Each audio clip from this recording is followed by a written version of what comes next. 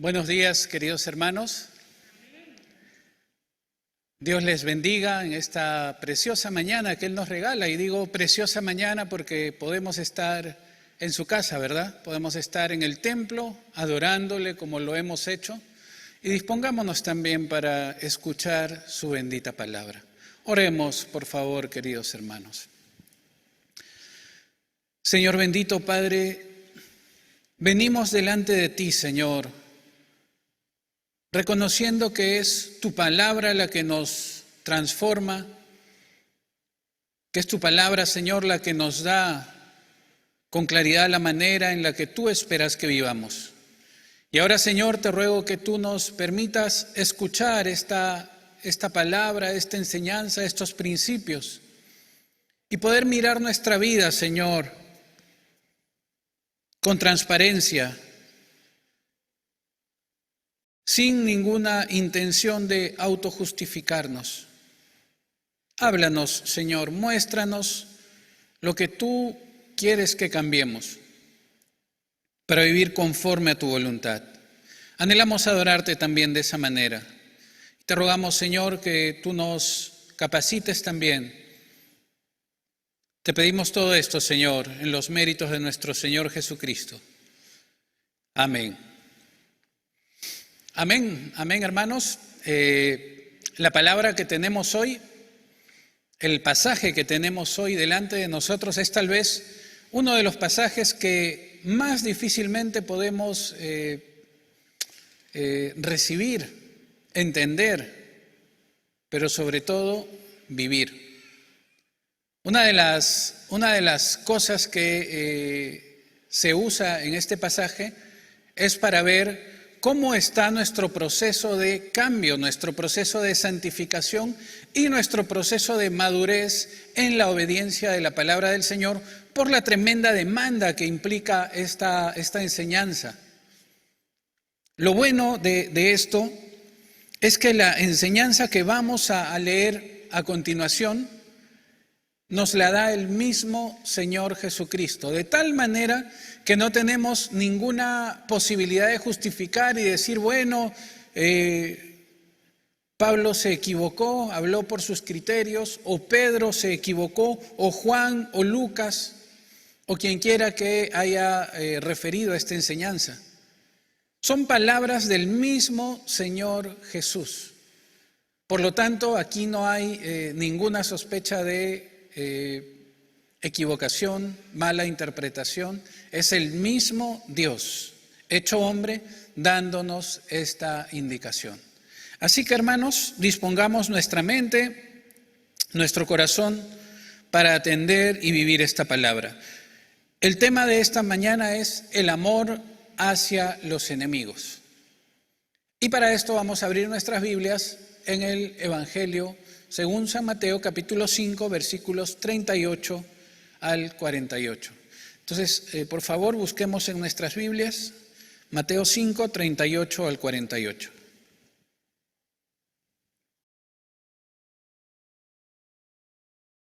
¿Lo tenemos? Amén, amén. Bien, vamos a leer. Dice la palabra: oísteis que fue dicho, ojo por ojo y diente por diente. Pero yo os digo, no resistáis al que es malo. Antes, a cualquiera que te hiera en la mejilla derecha, vuélvele también la otra. Y al que quiera ponerte a pleito y quitarte la túnica, déjale también la capa. Y a cualquiera que te obligue a llevar carga por 1 milla, ve con él 2. Al que te pida, dale, y al que quiera tomar de ti prestado, no se lo rehuses. Oísteis que fue dicho, amarás a tu prójimo y aborrecerás a tu enemigo. Pero yo os digo, amad a vuestros enemigos, bendecid a los que os maldicen, haced bien a los que os aborrecen y orad por los que os ultrajan y os persiguen, para que seáis hijos de vuestro Padre que está en los cielos, y que hace salir su sol sobre malos y buenos, y que hace llover sobre justos e injustos. Porque si amáis a los que os aman, ¿qué recompensa tendréis? ¿No hace también lo mismo los publicanos? Y si saludáis a vuestros hermanos solamente, ¿qué hacéis de más? ¿No hacen también así los gentiles? Sed pues vosotros perfectos, como vuestro Padre que está en los cielos es perfecto. Queridos hermanos, en esta enseñanza nosotros podríamos, en una lectura rápida, pensar que el Señor Jesús está corrigiendo lo que Dios le había dado al pueblo de Israel, porque dice, oísteis que fue dicho esto, pero yo os digo. Más cuando nosotros vamos a los libros de la ley y descubrimos que efectivamente esto fue dado al pueblo de Israel. Sin embargo, debemos decir que con el tiempo se trastocó los principios de Dios y se le agregó criterio humano.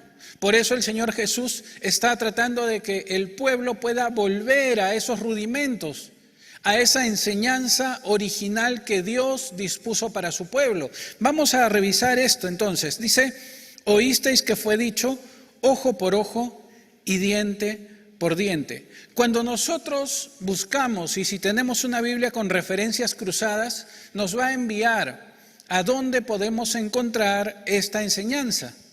Y esta enseñanza la encontramos en Éxodo capítulo 21. El contexto de esta enseñanza es enseñar a los gobernadores civiles a poder administrar justicia con equidad.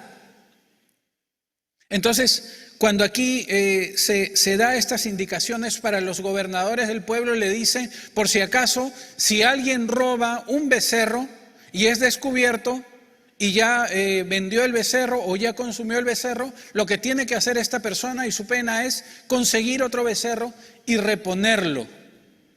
Si alguien robó una manzana, entonces lo que tiene que reponer es la manzana.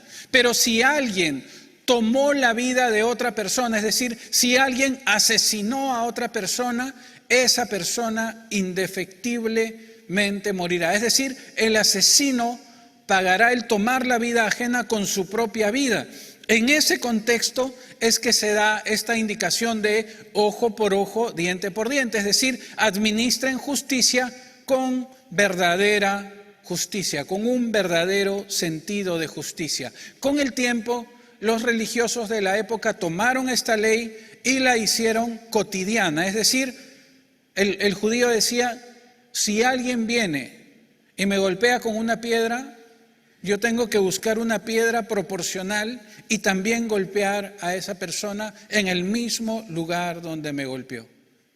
Si alguien me hace un corte, entonces yo tengo que buscar un objeto punzocortante, ir y cortar también a la persona. ¿Por qué? Porque la aplicación práctica de esto es ojo por ojo, diente por diente. Notemos la diferencia. Dios dio esta ley para la aplicación de la justicia como nación, como pueblo, como comunidad. El hombre lo había utilizado para dar un sentido de venganza. Tú me haces algo, yo te voy a devolver exactamente lo mismo. Queridos hermanos, esto que estamos comentando aún ha sobrevivido hasta el día de hoy. Seguramente usted ha escuchado muchas veces, ojo por ojo, diente por diente. Y aún, de repente nosotros mismos lo hemos dicho, ojo por ojo, diente por diente, golpe por golpe, ofensa por ofensa, humillación por humillación. Hermanos, por ejemplo, vemos que a veces cuando hay casos de adulterio, a veces la actitud es, bueno, mira, vamos a pasarlo por alto, pero atente a las consecuencias. ¿Se entiende lo que está diciendo la persona, verdad? Tú me fuiste infiel, yo voy a pasarlo por alto, pero prepárate, porque viene ahora mi infidelidad. Y eso, queridos hermanos, no es otra cosa que la aplicación de este ojo por ojo y diente por diente. Y lamentablemente muchos seguramente lo han escuchado aquí o en las redes sociales y han dicho, bueno, así debe ser. Vamos a descubrir que el Señor Jesús enmienda este error y dice, oísteis que fue dicho ojo por ojo y diente por diente, pero yo os digo, no resistáis al que es malo. ¿Sabe lo que está diciendo el Señor? No busques venganza, no busques vengarte. No trastoques el principio de la palabra de Dios. No eres quien para buscar venganza. No eres quien para tomar la justicia en tus propias manos. Dice, más bien yo les digo, no resistáis al que es malo. ¿Sabe lo que está diciendo el Señor? Cuando hay alguien que es malo y hace maldad contigo, dispón tu corazón para dar la correcta retribución. ¿Y cuál es esa correcta retribución? Mire lo que dice el Señor. A cualquiera que te hiera en la mejilla derecha, vuélvele también la otra. Y acá esto se ha utilizado también para darle un sentido netamente físico a esto, ¿no es cierto? Dice, como la Biblia dice así, si yo encuentro un cristiano, puedo golpearlo y me tiene que ofrecer darle el siguiente golpe, porque así dice la Biblia. Y queridos hermanos, no ese es el sentido. O sea, no vaya a pensar usted que si alguien viene y lo golpea, usted dice, y ahora golpéame en el otro lado porque si no tu golpe no va a ser bíblico. Tienes que emparejarme en la izquierda. Queridos hermanos, aquí el sentido es mucho más profundo y yo diría incluso mucho más demandante. Yo no sé si usted ha escuchado personas que dicen, mira, prefiero que me golpees a que me humilles de esta manera. Prefiero que me golpees a que utilices estos mecanismos de violencia verbal, de violencia psicológica. Por eso que en ese sentido la demanda de esta enseñanza es todavía mucho mayor. Dice, cualquiera que te hiera en la mejilla derecha, vuélvele también la otra. El sentido cultural de esto es herir en la mejilla derecha. La mayoría de personas es diestra, ¿no es cierto? ¿Con qué escribimos la mayoría? Con la derecha. Y bueno, estoy diciendo para generalizar, yo soy zurdo en realidad.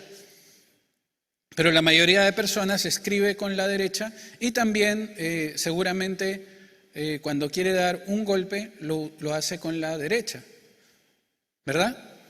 Entonces, el sentido cultural de decir cualquiera que te hiere en la mejilla derecha, si yo le doy un golpe a alguien con mi mano derecha, que es la que se utiliza, la persona que está al frente va a recibir el golpe en el lado, note, en el lado izquierdo.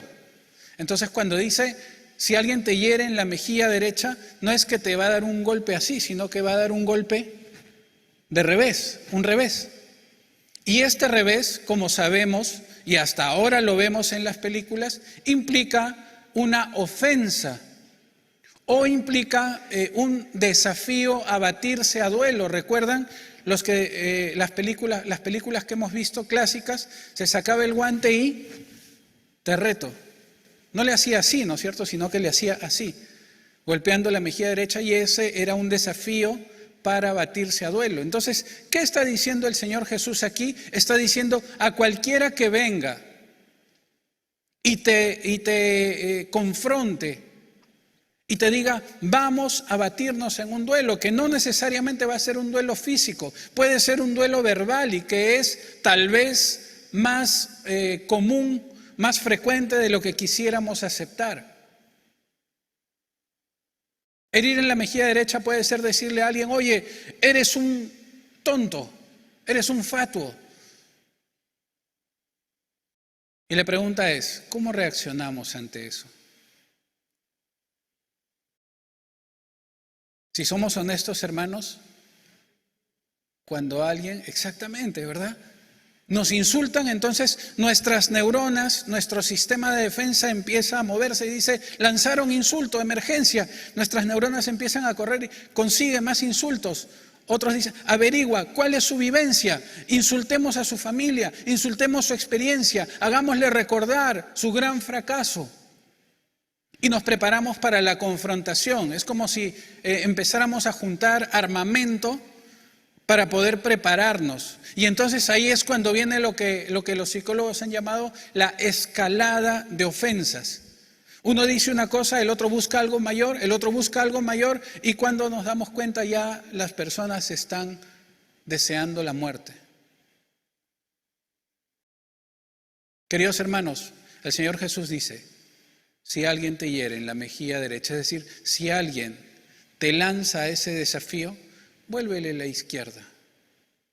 Es decir, no aceptes, declina el desafío, querido hermano. De repente estás en un momento acalorado con alguien y dices, mejor me voy. Entonces uno empieza a girar y empieza a irse y escucha por ahí, vete nomás, y pum, un insulto. Y uno de lo que se está yendo, el orgullo te agarra y tú regresas. ¿Qué has dicho? ¿Me has dicho eso a mí? Sí, a ti. Y repite el insulto. Entonces ahí uno suelta toda la artillería. Eso es lo que humanamente tendemos a hacer. ¿Qué nos enseña el Señor Jesús? Vuélvele la mejilla izquierda.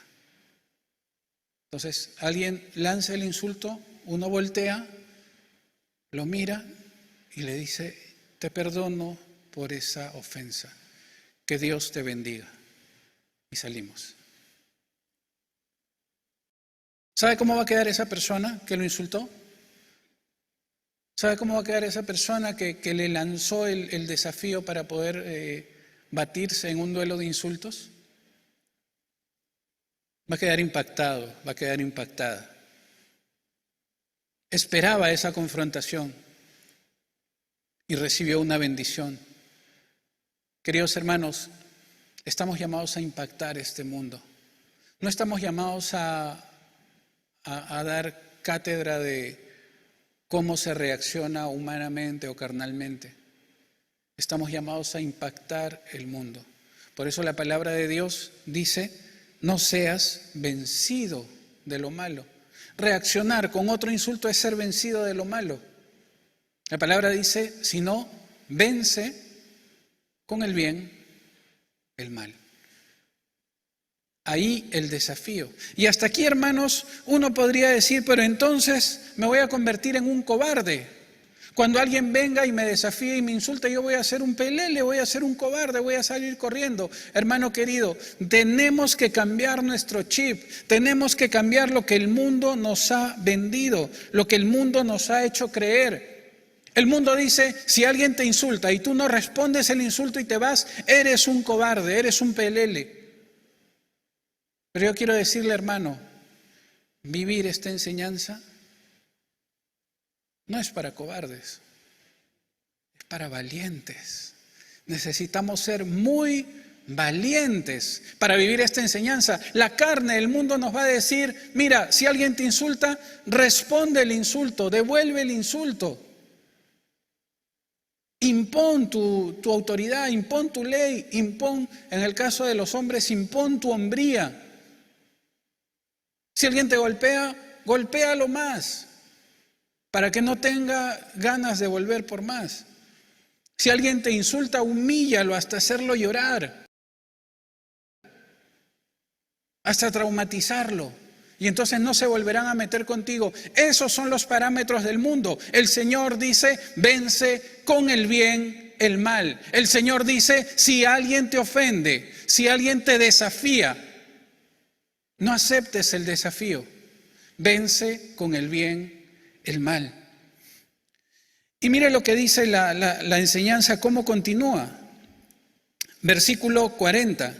Al que quiera ponerte a pleito y quitarte la túnica, déjale también la capa. Un asunto cultural aquí es que la capa para una persona era la identidad de la persona, era la dignidad de la persona. Entonces nadie podía ir y quitarle la capa a otro. Eso era quitarle la dignidad a la otra persona. Recordamos entonces cómo es que el rey, el emperador, cuando el Señor Jesús le dice, o le pregunta al Señor Jesús, ¿eres tú rey de los judíos? Y el Señor Jesús le dice, tú lo has dicho.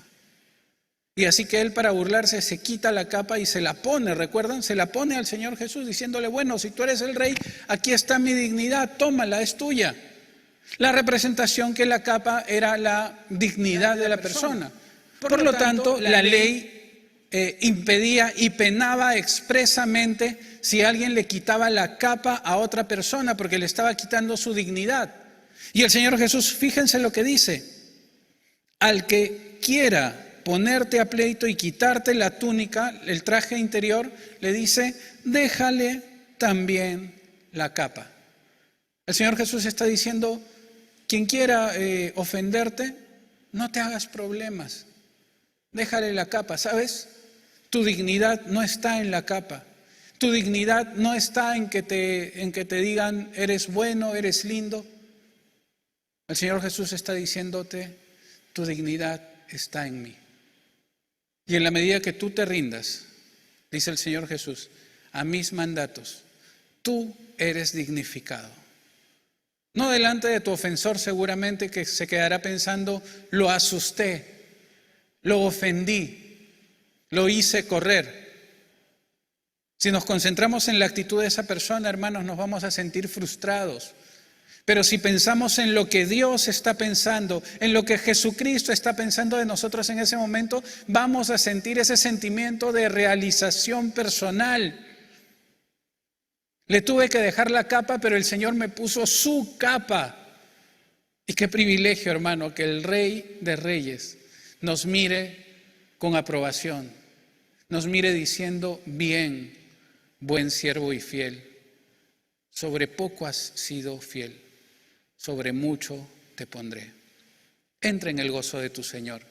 Ahí está, hermano, la razón por la que nosotros podemos retribuir a los demás el mal que nos dan con bien, la maldición con bendición. Dicen mal de nosotros, nosotros decimos bien del otro.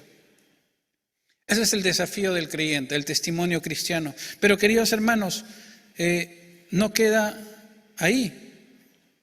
Versículo 41 dice, a cualquiera que te obligue a llevar carga por 1 milla, ve con él 2. Recordemos que Palestina, el lugar donde estaban los judíos y donde vivía el Señor Jesús, donde estaba Jerusalén, Belén y todo lo que nosotros conocemos del entorno en el que el Señor Jesús se movió, era una colonia romana. Este país era una colonia de Roma, del Imperio Romano.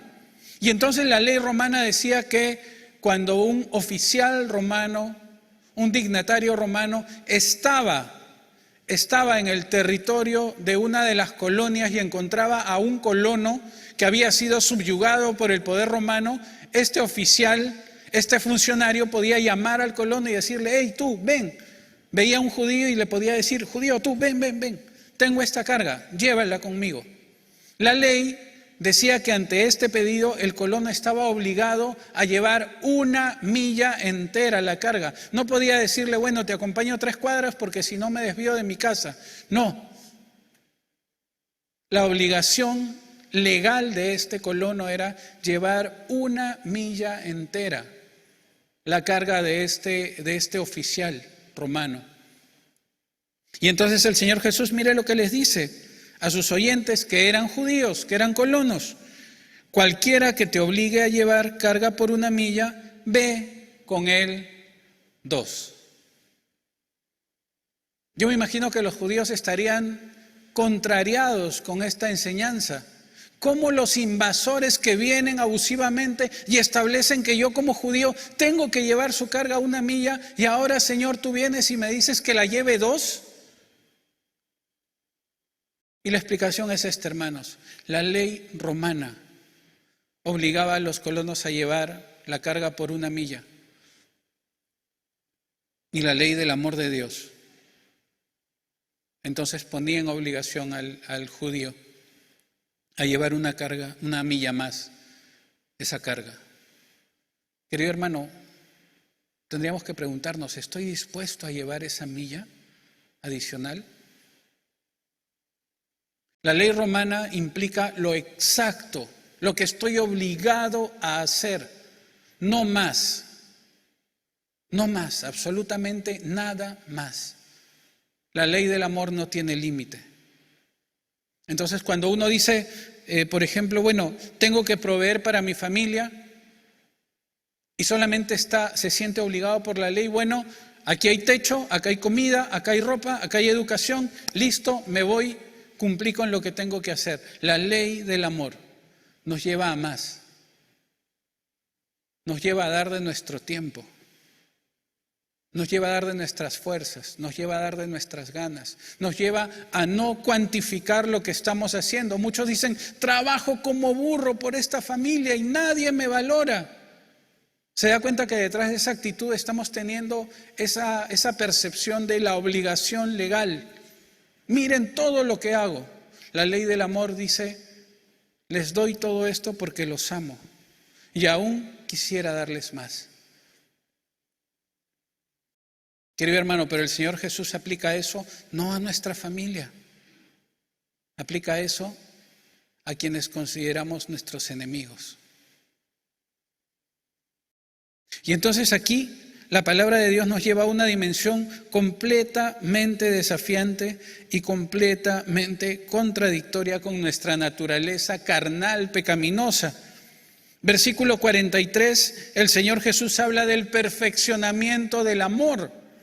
Mira el versículo 43, dice, oísteis que fue dicho, amarás a tu prójimo y aborrecerás a tu enemigo.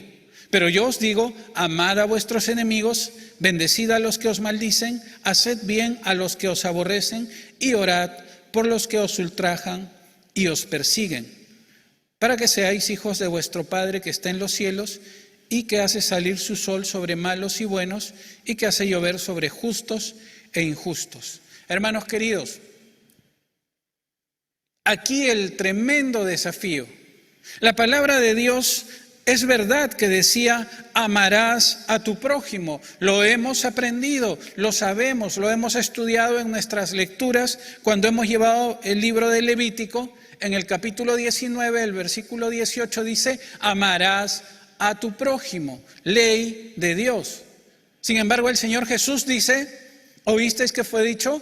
Amarás a tu prójimo y aborrecerás a tu enemigo y odiarás a tu enemigo. Bien, hermanos, aquí hagamos una diferencia. El Señor Jehová dijo, amarás a tu prójimo. El hombre pecaminoso, por contraposición, le agregó lo otro, aborrecerás a tu enemigo. Mire cómo el hombre puede utilizar aún la palabra de Dios para agregar la actitud pecaminosa. Hermanos, es como si yo ahora les dijera, la palabra de Dios en Levítico 19, 18 dice, ama a tu prójimo, a tu próximo, al que está cerca a ti. Por lo tanto, hermanos, todos los que estamos aquí esta mañana debemos amarnos, nos debemos el amarnos unos a otros. Entonces alguien por ahí escucha y dice, bueno, la palabra dice que, y se nos ha enseñado que los que estamos aquí debemos amarnos. Por lo tanto, cuando yo salgo, no tengo ninguna obligación de amar al que está pasando, al que está caminando, al que no estuvo en el culto, al que no cree en Cristo. Y recordemos, hermanos, la enseñanza de la parábola del buen samaritano. El Señor Jesús deja muy en claro que el prójimo era cualquiera a quien nosotros miremos con amor, con misericordia. Cuando Dios establece para el pueblo, ama a tu prójimo, le está diciendo, ama a todos. Ama a todos. Por eso el Señor Jesús le dice a los judíos, le dice, si amas a los que te aman, ¿qué recompensa tendréis? Si amas a los que te aman, ¿qué de diferente haces? Si saludas a tus hermanos solamente y a los demás no. No estás cumpliendo la verdadera ley de Dios. Estás cumpliendo tu ley humana. Obvio que vas a amar a quien te ama.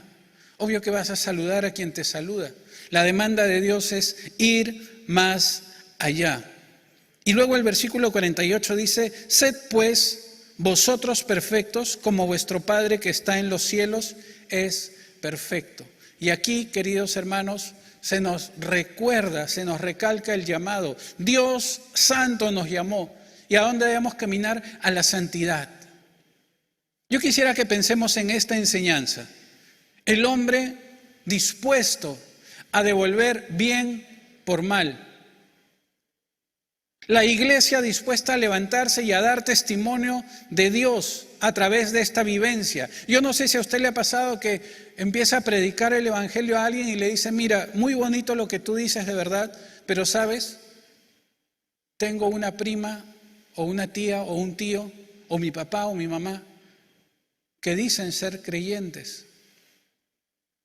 pero tienen este carácter.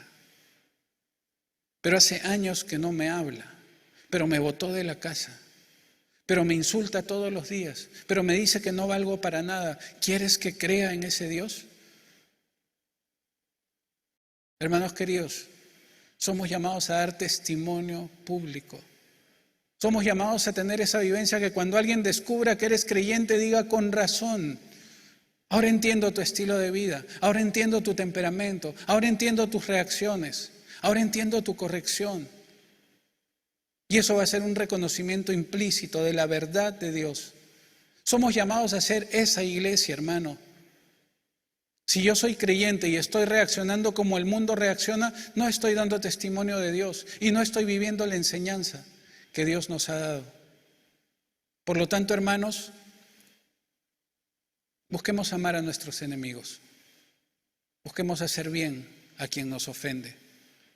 Y de esa manera daremos testimonio público de quién es nuestro Dios. Si eso se da, hermanos, impactaremos al mundo. Y al dar esta vivencia, muchos vendrán a Cristo.